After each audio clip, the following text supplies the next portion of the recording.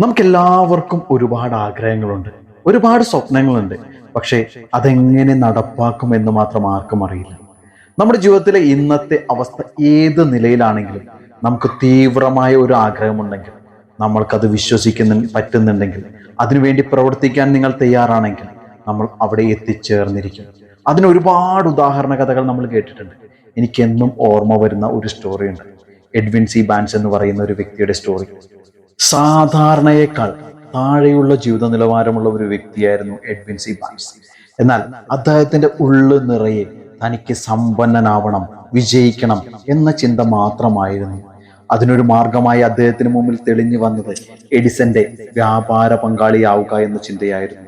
ഇത് കൃത്യതയുള്ളതും വ്യക്തതയുള്ളതുമായിരുന്നു. അതിനാൽ അയാളുടെ അടുത്ത ചിന്ത എങ്ങനെ എഡിസന്റെ അടുത്തെത്താമെന്ന് മാത്രമായിരുന്നു. കയ്യിൽ പൈസ ഇല്ലാതിരുന്ന അയാൾ കള്ളവണ്ടി കയറിയാണ് യഥാർത്ഥത്തിൽ എഡിസന്റെ അടുത്തെത്തുന്നത്.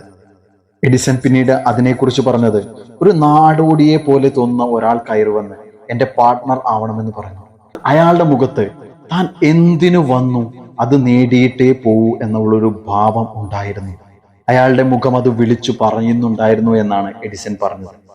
എന്നാൽ ആദ്യം എഡിസന്റെ ഓഫീസിൽ വളരെ കുറഞ്ഞ വേതനത്തിൽ ഒട്ടും പ്രാധാന്യമില്ലാത്ത ഒരു ജോലിയാണ് അവന് ലഭിച്ചത്. എന്നാൽ ആ ജോലി ബാൻസന് അങ്ങനെ ആയിരുന്നില്ല. തന്റെ പങ്കാളിയുമായി കണക്ട് ചെയ്തിരിക്കാനുള്ള ഒരു അവസരമായിരുന്നു.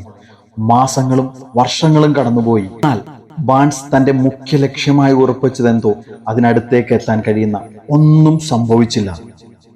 അയാൾ വിട്ടുകൊടുക്കാൻ തയ്യാറല്ലായിരുന്നു.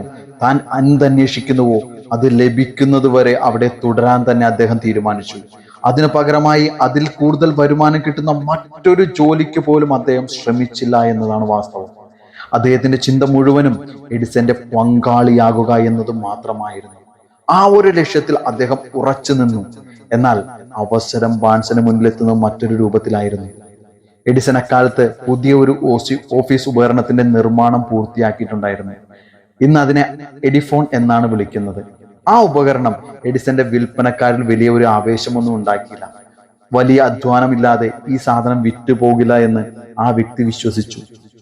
ഇതൊരു അവസരമാണെന്ന് മനസ്സിലാക്കിയ ബാൻസ് ഈ സമയം രംഗപ്രവേശം ചെയ്തു. എഡിസനോട് തനിക്കിത് വിൽക്കാൻ കഴിയുമെന്നും അത് വിൽക്കാൻ അനുവാദം തരണമെന്നും പറഞ്ഞു. തന്റെ വിൽപ്പനക്കാരൻ ഉപേക്ഷിച്ചു പോയത് കൊണ്ട് മാത്രം എഡിസൺ ബാൻസിന് അവസരം നൽകി. ബാൻസൺ മിഷൻ വിറ്റു എന്ന് മാത്രമല്ല, അതൊരു വലിയ വിജയമാക്കി മാറ്റി. അത് കണ്ട എഡിസൺ രാജ്യമെമ്പാടും ഇത് വിതരണം ചെയ്യാനുള്ള അവകാശം അവന് നൽകി. ഈ കൂട്ടുകെട്ട് മൂലം പിന്നീട് ഒരു പരസ്യവാചകം പോലും സൃഷ്ടിക്കപ്പെട്ടു. എഡിസണാൽ നിർമ്മിക്കപ്പെട്ടത് ബാൻസണാൽ പ്രതിഷ്ഠിക്കപ്പെട്ടത് എന്നായിരുന്നു അത്. അങ്ങനെ ബാൻസൺ ധനികനായി.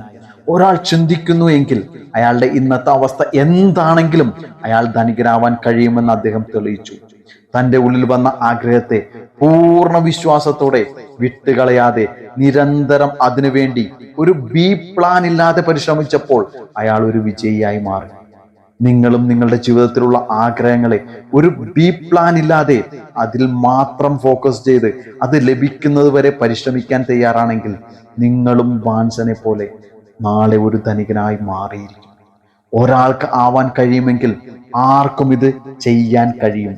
അതിനാൽ ആദ്യ കാൽവെപ്പ് ഇന്ന് തന്നെ തുടങ്ങാം.